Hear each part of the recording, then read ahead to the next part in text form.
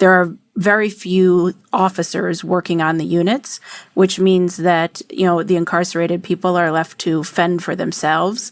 So safety and security are all but gone. They are missing appointments, including medical, mental health. They're not always getting food on a regular schedule. They're missing court dates. It is a humanitarian crisis. Understaffing in prisons around the world creates challenges in maintaining the prisoner's health and providing a safe environment. In some scenarios, there are too few officers to open cell doors to allow prisoners to go out. This means no opportunities to take showers, phone family, or have any exercise. In 2013, the Frontier organization started a study highlighting significant connections between overcrowding, turnover, and self-harm, and between turnover and violent misconduct. Past studies focus on violence against others, as there is a lack of actual studies investigating the association between institutional factors in this kind of violence. During their study, prison-level data was collected between 2013 and 18 in a pretrial prison. In this prison, prisoners spent 23 hours a day in their cell. They hypothesized that the lack of care prisoners receive would lead to increased levels of violence. On average, there were 9.1 of cases of violence of inmates over the study period. The meta-analytic prevalence estimate for prison violence over the study period was 8.5%. There were significant effects of both overcrowding and turnover on prison violence. Increased overcrowding and turnover was associated with increased prevalence estimates of violence. Overall, our study highlighted that prison overcrowding and turnover appear critical to reduce prisoners' vulnerability, and they should not be neglected. These detrimental events may be even worse, especially for those in bad health. Even if these factors are not easily modifiable, future prison policies should be developed to promote prisoners' health and rehabilitation. Indeed, violent misconduct is associated with increased recidivism. Most prison riots seem to occur when a prison's daily timetable hasn't been running normally for days or even weeks. When the angry prisoners are released from their cells, they start protesting about poor conditions.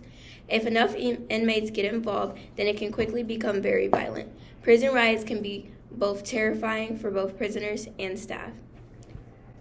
If there are more officers to watch and take care of inmates, correctional facilities will have a safer environment. But understaffing is not just harmful for inmates, but is also harmful for officers. You mentioned the lack of security. What has that meant inside the prison? Violence is rampant. The minimum staffing that is supposed to happen in the general units is that there is an officer in what is known as the bubble, but it's basically the office that looks into the units. But there's always supposed to be an officer there who runs the doors, open and closes the locks, that kind of thing, and calls for backup when needed. And then there are also supposed to be officers in the unit to make sure that if something happens, they can step in and break it up. Most of the units for months on end now have not had an officer except in the bubble, so nobody on the floor. And we have heard reports from our clients that many times there's not even someone in the bubble. There have been times over the last few months when incarcerated people were controlling the entire unit, and that often it's been categorized as gangs, and in some instances it actually is. And they are choosing who can come in and who can go out. We have seen video of people running what are effectively fight clubs, forcing people into cells to fight each other. And none of it is being stopped or broken up by officers. It is kind of the worst nightmare for a jail facility. As prison populations continue to bloom, the correctionals within correctional facilities will remain stressful for inmates and staff.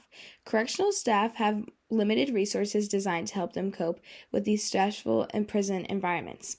These stressful prison environments lead to burnout. Burnout is a depletion of an individual's physical and mental resources, leading to personal and professional difficulties. Unfortunately, individuals suffering from burnout experience general health and family problems. The burnout of a correctional officer causes more violence in prisons because when officers are violent to inmates, it causes more violence between inmates. Previous research has determined that correctional work is a stressful job.